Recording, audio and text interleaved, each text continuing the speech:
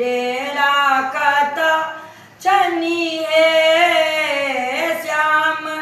बरन मृग लोचन भवानी के डेरा कता चनी है। माँ के दुआरी पर फूल के गछिया माँ के दुआरी पर फूल के गछिया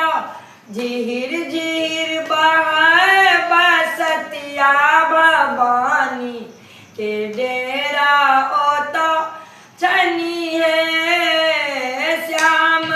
बरन मृगलोचन भवानी के डेरा कता चनी है। माँ के दुआरी पर चंदन के गछिया माँ के दुआरी पर चंदन के गछिया गम गम करे शरीरतिया भवानी के डेरा ओता चनी है श्याम बरन मृगलोचन भवानी के डेरा कता चनी है। माँ के दुआरी पर